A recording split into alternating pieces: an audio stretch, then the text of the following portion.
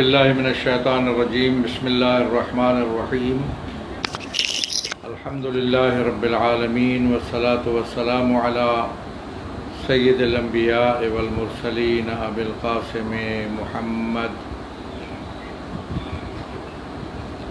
وآلہ الطیبین وصحبہ المنتجبین اما بعد فقد قال اللہ تبارک و تعالی لا تهنوا ولا تحزنوا وانتم الاعلون ان کنتم مؤمنین۔ عزیزان گرامی، میں آپ تمام حضرات کو اس تحفظ اعضاء کانفرنس میں خوش آمدید کہتا ہوں۔ اس کانفرنس کے انعقاد کے لیے جو کوششیں اور کاوشیں ہوئیں، خاص کر مولانا ناظر عباس تقوی صاحب، صدر شیعہ علماء کونسل سندھ، اور ان کے کابینہ کے تمام افراد،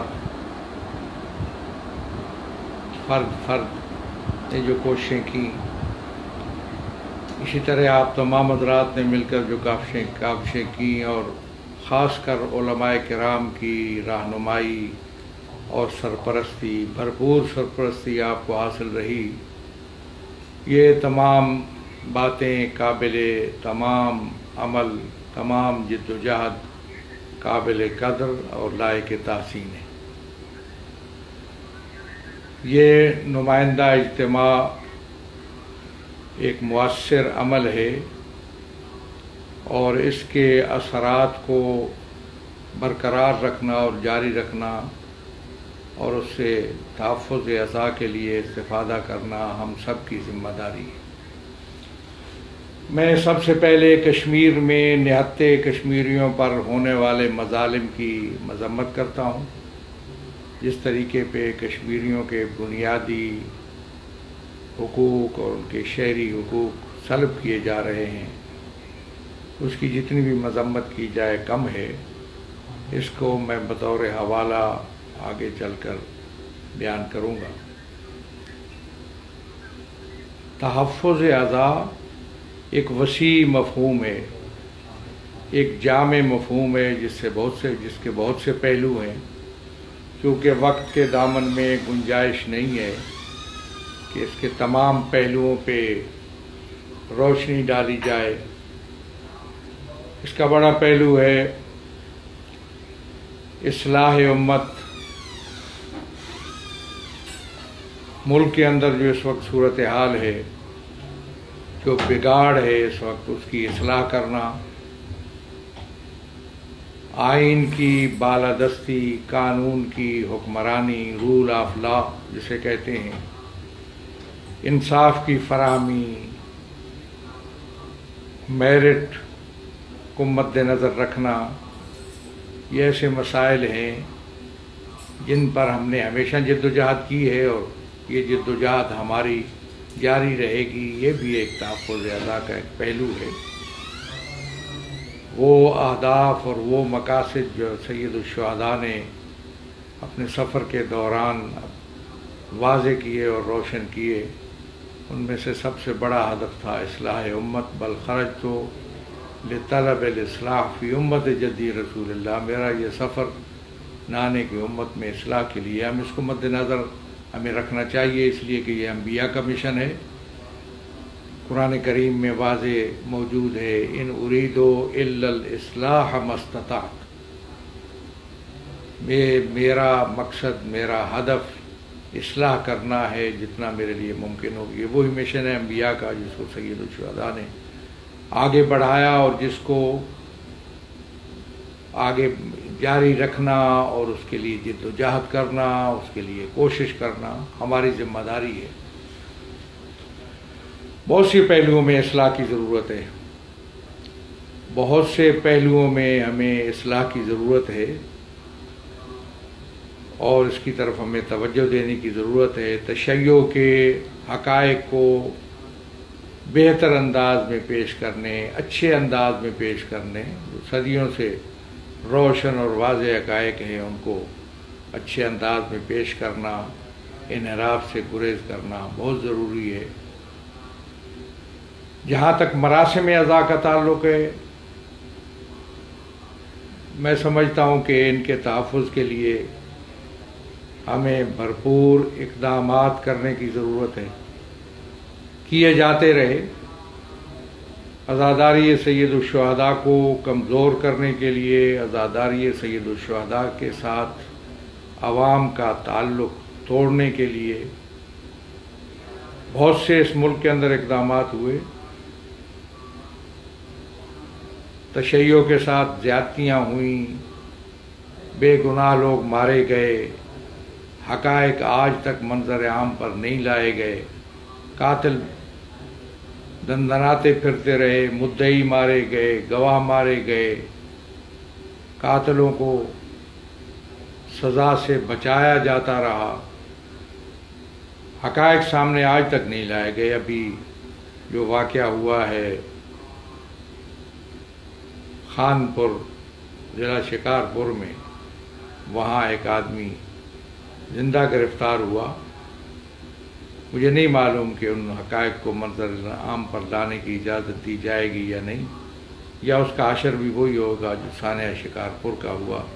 وہاں ایک شخص کو ماسٹر مائنڈ کہہ کر کہا گیا کہ اس کو مار دیا گیا ہے، اور میرے علم میں ہے کہ وہ شخص اسی نام سے اور اسی حوالے سے 2 دفعہ یا 3 دفعہ بلوچستان میں مارا جا چکا ہے، اور ہمارے لوگوں کو اس کی شناخت کے لیے بھی بلایا گیا تھا۔ حقائق منظر عام پر لانے کی ضرورت ہے، اور بار بار ہم اس کا اصرار کر رہے ہیں، اور ہم اس سے پیچھے نہیں ہٹ سکتے۔ اگر حقائق منظر عام پر نہ لائے گئے اور ان حقائق کی روشنی میں ٹھوس اقدامات نہ کیے گئے تو وہ اس ملک کے لیے بہتر نہیں ہوگا۔ ملک کی سلامتی ہمیں سب سے زیادہ عزیز ہے، ملک کا امن ہمیں سب سے زیادہ عزیز ہے۔ ہم نے اس کے امن کے لیے، اس کی سلامتی کے لیے بے بہا قربانیاں دی ہیں۔ ہم نے ملک کے عوام کے دلوں کو جوڑنے کے لیے بے پناہ اقدامات کیے، اور وہ غلیظ مہم جو تشیع کے خلاف شروع ہوئی تھی، ہم نے اتحاد و وحدت کی محفلیں سجا کر اس غلیظ مہم کو ناکام بنایا۔ آج ہم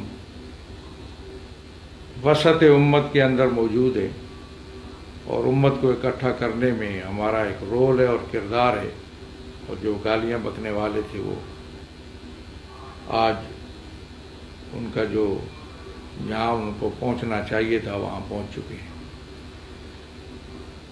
بڑی مشکلات پیش آ رہی ہیں مراسم عزا کے قیام میں۔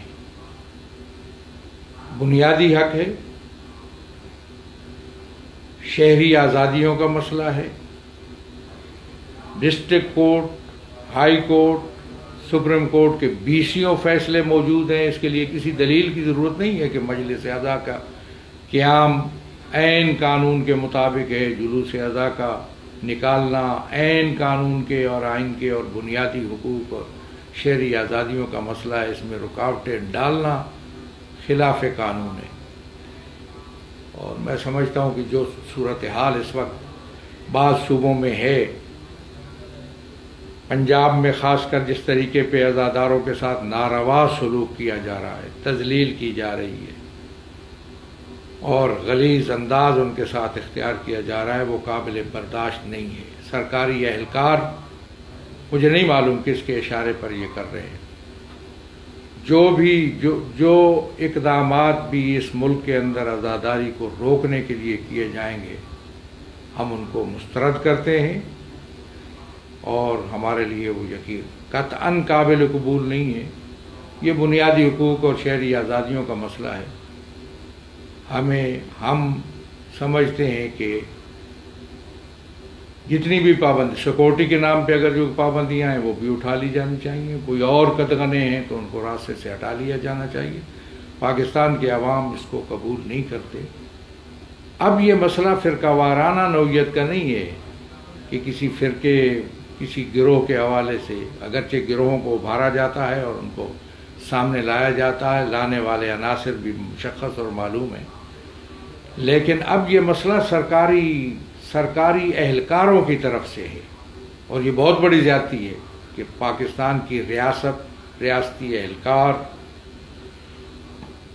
شہری آزادیوں کو روکنے میں اور بنیادی حقوق کو روکنے میں کردار ادا کریں. ہم اپنے بنیادی حقوق کے تحفظ کے لیے، شہری آزادیوں کے تحفظ کے لیے، تحفظ اعضاء کے لیے کسی قربانی سے ہم دریغ نہیں کریں گے. میں یہ سمجھتا ہوں کہ یہ اجتماع دوسرا قدم ہے. اس سے پہلے کامیاب علماء کانفرنس منعقد ہوئی، اور وہ بھی ایک پیغام تھا، ایک میسج تھا حکمرانوں کے نام اور اہلکاروں کے نام کہ وہ اپنے رویوں کو درست کر لیں. ان کے رویے غلط ہیں، ناقابل قبول ہیں، ناقابل برداشت ہیں، اور یہ دوسرا قدم ہے. اور ہم چونکہ محرم الحرام نزدیک ہے، اس لیے ہم سمجھتے ہیں کہ فضا کو بہتر بنانا چاہیے. اور وہ زیادتیاں ایک لمبی تفصیل ہے، چونکہ وقت نہیں ہے، ورنہ میں آپ کو بتاؤں کہ کتنے FIR درج ہوئیں پنجاب میں اور خیبر پختونخوا میں بلا وجہ. اور یہ غلط فہمی ہے ان کی کہ FIR درج کرنے سے عزاداری روک دی جائے گی. عزاداری اس قسم کے FIR سے روکی نہیں جا سکتی. میں دعا کروں گا کہ یہ FIR ان لوگوں کے گلے کے پھندے بن جائیں جنہوں نے یہ FIR کاٹی ہیں یا کاٹنے کا حکم دیا ہے. میں دو باتیں اب کروں گا آخر میں. ایک تو یہ ہے کہ تیار ہو جائیے کہ ہم اعضاء کا تحفظ کریں. اعضاء کے ذریعہ پیغام جانا چاہیے متولیان امام بارگاہ، جلوس ہائے اعضاء کے متولی، ذاکرین، خطباء، علماء کے نام، کہ اعضاء کا تحفظ اس ملک کے اندر ہو سکتا ہے تو اعضاء کے ذریعہ. اس کی تفصیلات ہیں کیسے ہوگا، یہ بعد میں بتائی جا سکتی ہیں. اور اس کے ساتھ میں سمجھتا ہوں کہ جو جذبات آپ لے کے آئے، جن جذبات کے ساتھ اور جس جوش و جذبے کے ساتھ آپ آئے ہیں، اس جوش و جذبے کو محرم میں بھی برقرار رکھیے.